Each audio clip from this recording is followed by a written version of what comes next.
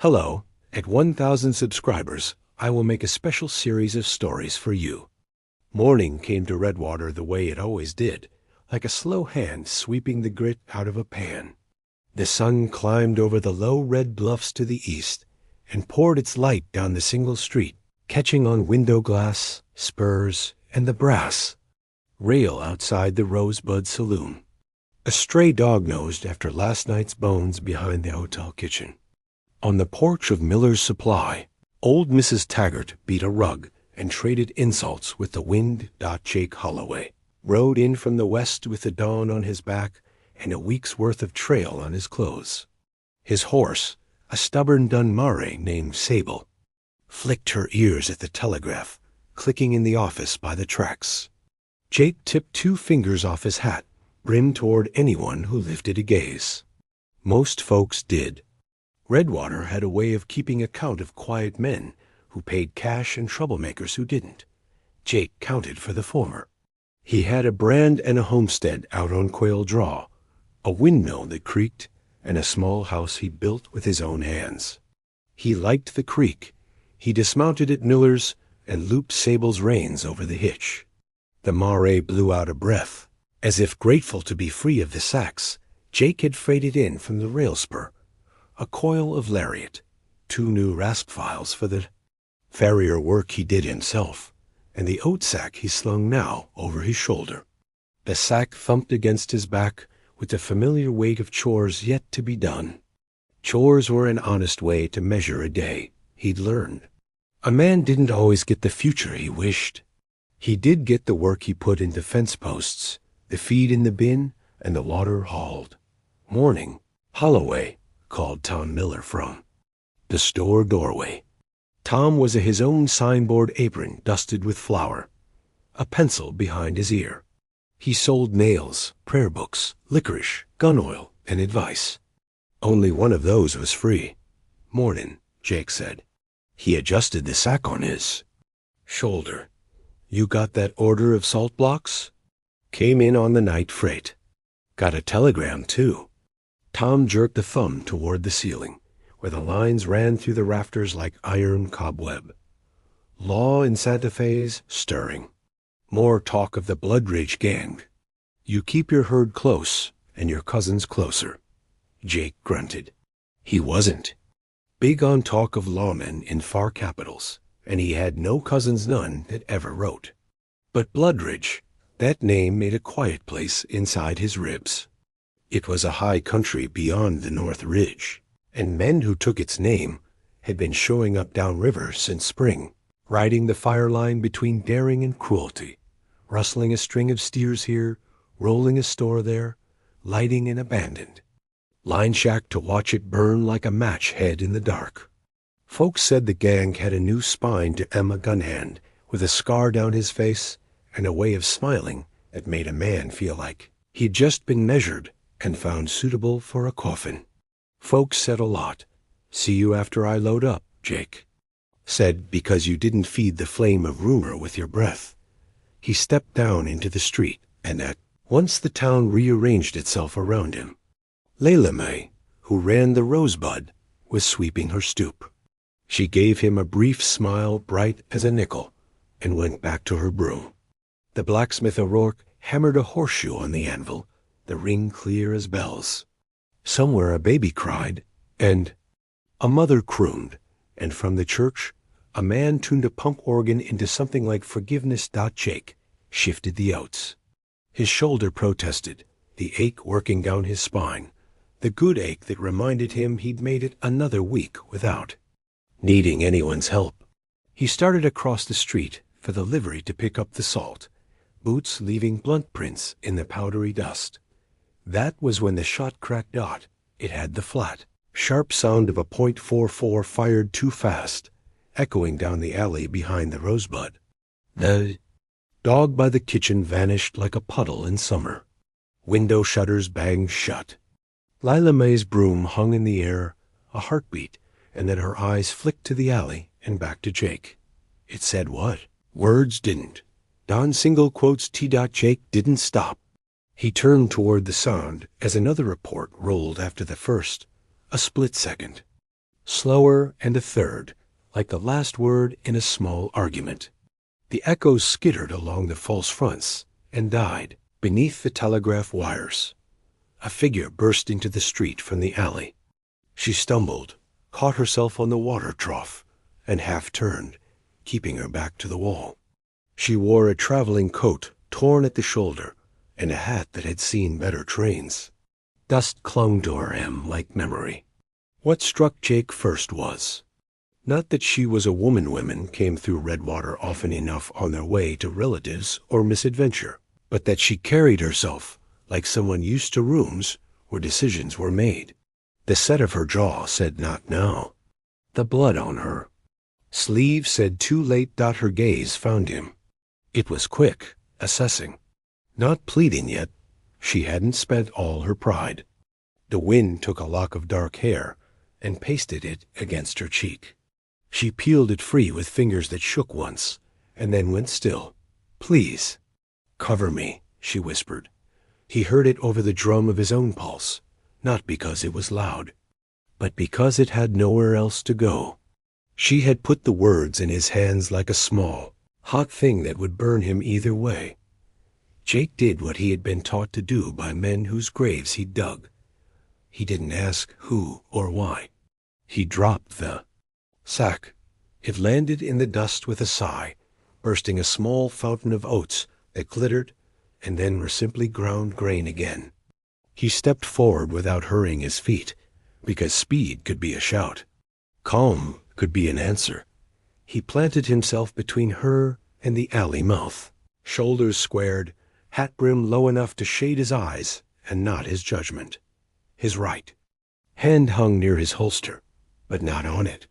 A man could build a kind of house out of the space between his palm and the leather, and live in it for the time it took to decide if he'd be next week's gossip or the subject of Lila May's funeral. Roast out the alley breathed heat. A shadow leaned out and became a man. He was tall, a shade under rangy, with a coat cut for riding and a holster worn high. His hat sat low and had the dust of distance on it. Across his cheek ran a white line, an old wound that had healed without. Forgiveness. He smiled as the light hit him, not the way a man smiles when he's pleased, but like someone remembering he had practiced smiling and ought to make use. Jake had heard the description enough times to recognize it in the flesh. The Bloodridge boys didn't wear uniforms, but they wore the same look, like men who'd eaten something raw and liked the taste. The scar made the name in his head before anyone spoke it. He had the feeling of lifting a heavy gate and finding the water high on the other side. "Easy there," Jake said. He didn't raise his voice. The whole town was listening already. The wind had stopped to hear. He could feel the woman's breath on his back in short, measured pulls. The pump organ in the church stuttered and went silent, as if the man practicing had reached a note the Lord discouraged. "Hand her over, cowboy," said the man in the alley. His voice had silt in it, like a creek that had never run clean.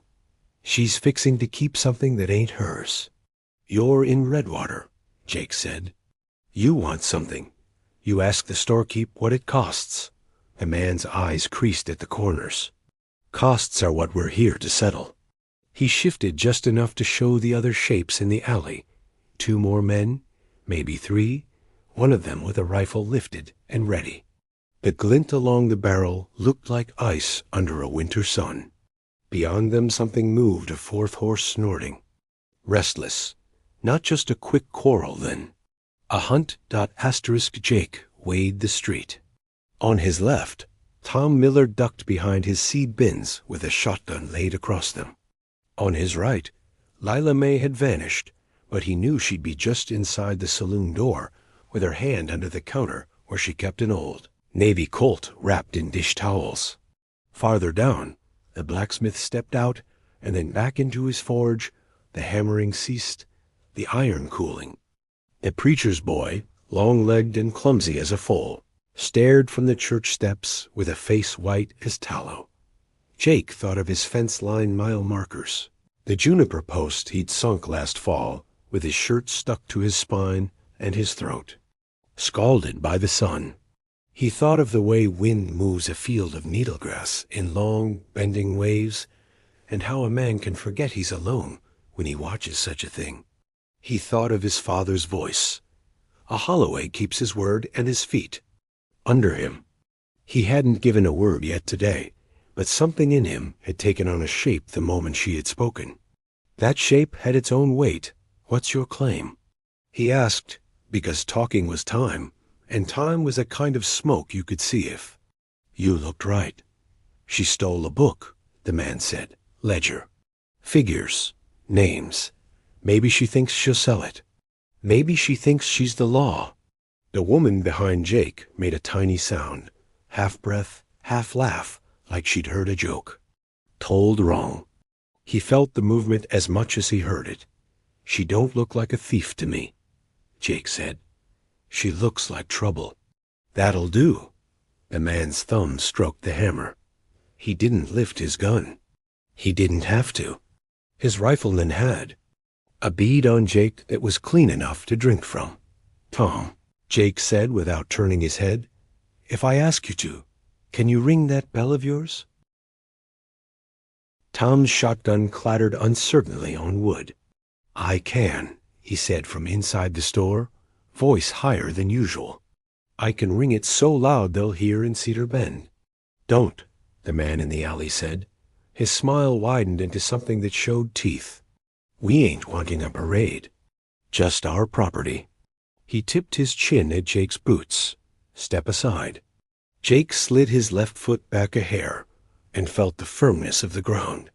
The woman's breath steadied like a pot brought to simmer. He realized, standing there with the sun painting a neat box around his shadow, that he was not afraid. He was not brave either. Those were words that hung best around campfires. He was simply a man who had been given a job by a voice that couldn't carry. He had a knack for work. Your call. Maddox, Jake said, and the name laid itself on the boards between them like a snake. The man's eyes flickered once. It was the reaction a man might have if a sparrow flew through the church in the middle of prayer small. Inevitable and not entirely welcome. Some say so, he answered. And some say other things about me, too. What matters is, I don't. Leave town empty-handed. What matters, Jake said, is who walks away and who gets carried. He let his right hand drop the last slow inch until it brushed the seam of his holster. Dust ticked in the heat like an old clock. A horse. Down the street shook itself and set its tack jingling. O'Rourke, in the forge, muttered a prayer in Irish that had been old before Arizona had a name. Please, the woman whispered again, so soft that only the skin on Jake's neck heard it. Cover me. Ma'am, Jake said the word. A nod that was also a promise. He shifted forward just enough that if the rifle fired the bullet, would find him first. There are things a body can choose with his muscles that the mind isn't equipped to negotiate. He chose now. Maddox's smile went thin as a scar. Count of 3, he said. If you ain't moved, we'll peel you both off the planks like stickers from a trunk.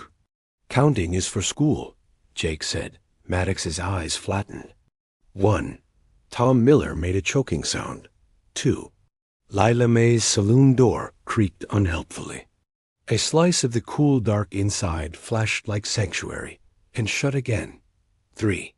It began. Maddox's hand blurred, iron-clearing leather in a hiss. The rifle's mouth sparked in the alley. A hot punctuation. Jake moved not fast so much as true. He dropped into the space his left foot had marked a breath earlier, his right hand lifting because it had no other choice now. The world cinched tight, a belt hole closer, until it was just wood grain, gun steel, sunlight, breath dot, and from the top of the street, high and bright and wild as a hawk's cry, the church bell began to ring. Asterisk, the church bell clanged with a frenzy. That rattled windows and shooed pigeons off the eaves. Each strike was a hammer on the ribs of the town, a summons no one wanted, but everyone obeyed. By the time the third toll rolled through the street, Redwater was awake and aware. Gunmen had arrived, and Jake Holloway was standing square against them. Cole Maddox did not flinch at the noise. He finished his draw with the smoothness of a movie. Man who had killed often and killed clean. His revolver pointed straight at Jake's chest. The rifleman behind him cocked his weapon. The metallic clicked clear even under the church bell's echo. Jake hadn't cleared leather yet. His thumb still rested against the curve of his holster, steady, not stiff. That calm unsettled Maddox more than the bell. Men usually twitched by now, or went pale, or bargained with God beneath their breath. Jake did none of that. He stood, as though he had planted himself into Redwater soil, the way fence posts rooted into prairie rock. "You're stalling, Holloway," Maddox said, voice low and rough. "But stalling don't change the numbers. You're one man. We're many. Step aside, and you'll keep that simple life you're so proud of." Jake's gaze didn't leave Maddox. Numbers don't count if the wrong man leads them. Behind him, the woman pressed closer. Jake felt her trembling resolve through the press of her shoulder blade against his back. She didn't cower, but she wasn't steady either. She was bracing, like a rider clinging to a saddle through a storm. The townsfolk had gone quiet. Tom Miller held his shotgun, but hadn't raised it.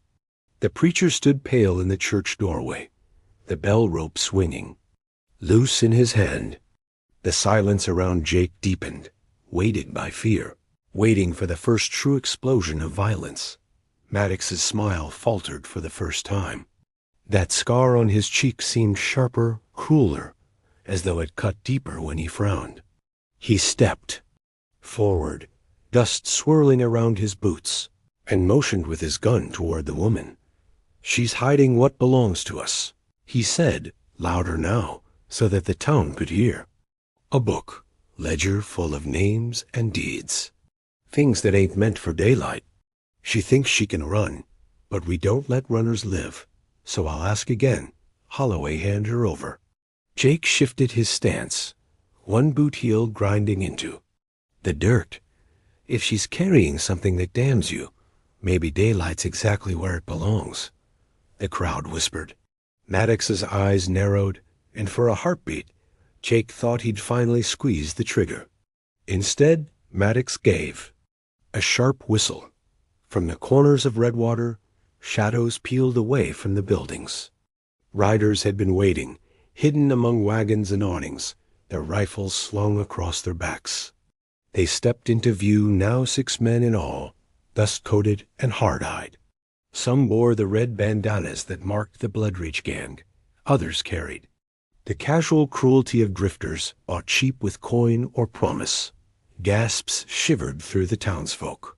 Tom Miller lowered his shotgun slightly, and Jake felt the shift. The odds had worsened. The woman spoke suddenly, her voice clear despite the tremor in her breath. "Don't let them take me," she said, loud enough for Maddox to hear. "If they get this ledger back, every killing, every theft will vanish like smoke. My brother died for that book. I won't let it be for nothing." Jake turned his head just enough to catch her eyes. They were a storm fear and fire braided tight. She wasn't asking for rescue anymore. She was demanding justice. "Ledger or no ledger," Maddox growled. "Her life ends today." He raised his pistol higher. Jake's revolver cleared its holster at last. The sound of it leaving leather was small, almost drowned by the scuff of boots and the creak of the preacher's bell rope. Yet in that instant, the air between the two men grew taut as a whipstring. Neither fired. "Not yet, Dot." Instead, Maddox grinned again, sharp and mocking, and gave another whistle. His men didn't raise rifles this time. They mounted up. From the alley, 3 horses clattered into the street, stamping nervously. The riders swung into their saddles, forming a loose semicircle around Jake and the woman. The street of Redwater, once just a dusty vein of trade and gossip, had become a corral. "Next time I asked," Maddox said, There won't be talk. Just graves. He twirled his revolver once, spun it back into his holster, and jerked the reins. His horse snorted, hooves kicking up dirt as he wheeled away. The rest of the gang followed, a storm cloud of dust trailing behind them as they thundered west toward the canyon. For a moment, Redwater stood silent, as though the entire town had forgotten how to breathe. Jake lowered his revolver. The weight of it felt heavier now, not from the steel, but from the promise it had carried. He slid it back into its holster and turned toward the woman. Name? He asked simply. She met his gaze, chest heaving, face smudged with dirt and determination. Clara Winters. All right, Clara, Jake said, steady as a fence post in wind. You'd better start talking. Because that scarred wolf isn't done with you. And now he isn't done with me either. The church bell gave one last mournful clang, as if answering for her asterisk. The desert was never truly quiet. Even when the wind held its breath, the land hummed with crickets hidden in sagebrush and the far-off bark of coyotes running the ridges.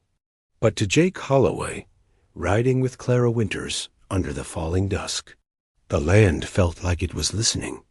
Every hoofbeat echoed too long. Every gust of dust seemed to whisper of riders not far behind.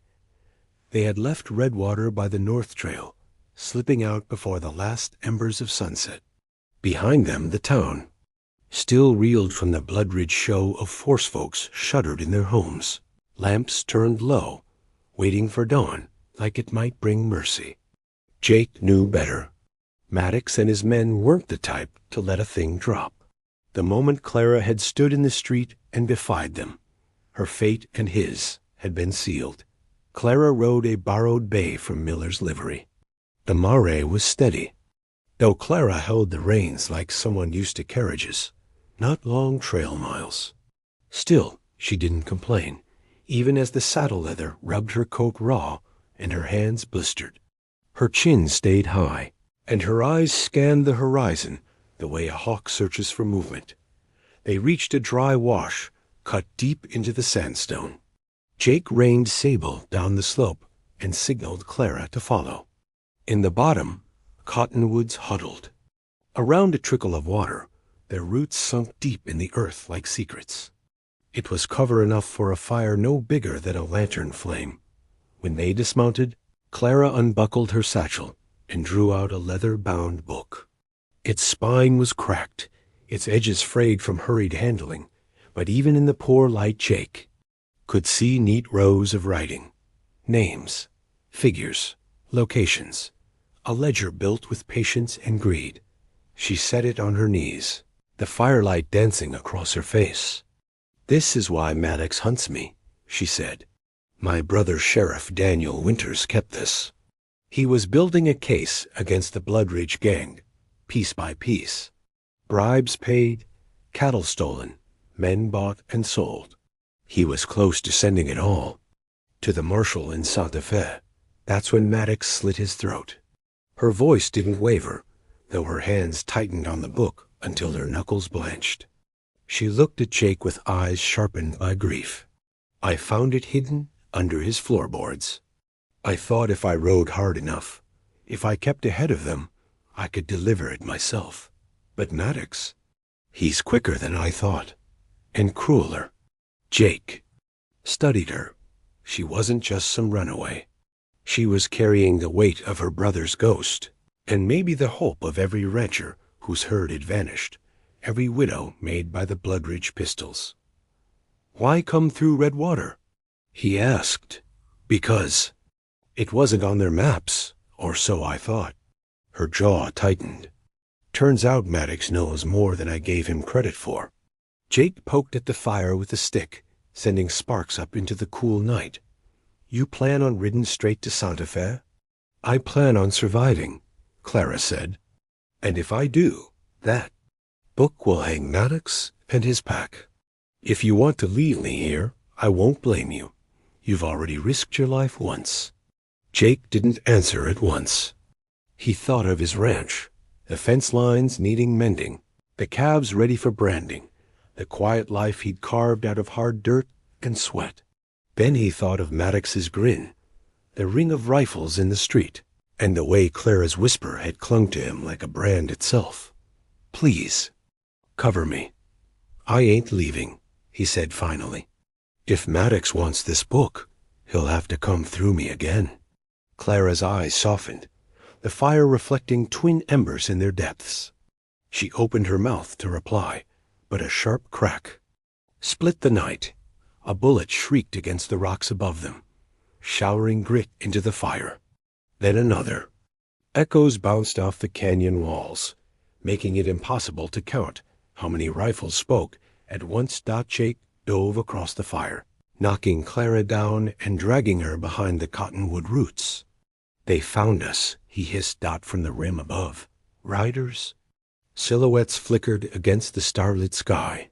Muzzle flashes tore right wounds in the dark. Clara clutched the ledger to her chest as Jake returned fire with his Winchester, each shot sparking thunder down the canyon. "Stay low," he barked. "I told you," she shouted back, breath ragged but fierce. "Maddox won't stop until he has this. Then we make sure he never does." For long minutes the canyon boiled with noise gunfire, ricochets, the scream of frightened horses tethered nearby. But the wash gave them cover. Jake picked targets when he saw them, sending. One rider tumbling from the rim, another howling as his rifle clattered into the stones. At last the shooting ebbed. The canyon fell still again, save for the crackle of their half-dead fire. Jake leaned against the cottonwood, sweat streaking the dust on his brow. "They'll be back," he muttered. "Next time with more men." Clara hugged the ledger, her jaw set. "Then we ride. At dawn, we head back to Redwater. If Maddox wants to smoke us out, he'll have to face the town he tried to scare." Jake met her gaze, and for the first time he saw not just grief, but resolve in her face. She wasn't a woman running anymore. She was a woman fighting. He chambered another round into his Winchester. Then Redwater better be ready for a war. Above them, unseen in the ridges, a coyote yipped a thin, mocking cry that faded into the night. By dawn the canyon was a furnace waiting to be lit. Jake and Clara rode hard across the flats, their horses lathered, the wind at their backs carrying dust and the scent of gunpowder from the skirmish hours before. Maddox's men had fallen silent in the night, but silence was no mercy. Silence meant they were waiting. Redwater's church bell was the first thing they saw on the horizon. Its steeple rose above the false front buildings like a watchful eye, catching the new sun on its weathered wood. The town seemed hushed, as if holding its breath. When Jake and Clara clattered into the main street, folks spilled out from their doors. Tom Miller with his apron still on, O'Rourke the blacksmith with hammer in hand, Lila May clutching her, Navy Colt in a dish towel. They all looked at the two riders the way you'd look at a storm cloud rolling fast, half fear, half grim acceptance. "They're coming," Jake said simply, sliding from Sable's saddle. His voice carried. "Maddox and the Blood Ridge gang. You saw yesterday what they want. They'll burn this town to ash to get it." A ripple of unease moved through the crowd. Clara swung down from her bay, the ledger clutched against her chest. She stepped forward, dirt streaking her coat, her face pale but her voice iron strong. "My brother died for this book," she said, raising it high enough for all to see. "Inside are the names of men who robbed you, killed your kin, and laughed as their homes burned. Maddox thinks he can silence me. But if Redwater stands today, this book will see him and every last one of his walls hang." The words struck. Like sparks in dry grass, murmurs turned into shouts. O'Rourke slammed his hammer against the anvil, ringing it like a battle bell. Tom Miller stepped forward with a crate of rifles, thumping them onto the boardwalk.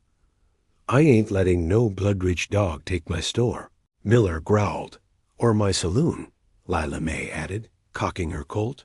Even the preacher appeared, cassock flapping, a shotgun balanced across his arms. "The good Lord frowns on murder," he said, "but he smiles on defense of the innocent." Jake's chest swelled, not with pride, but with the sober knowledge that the town was choosing its ground. A man can die on his knees or on his feet.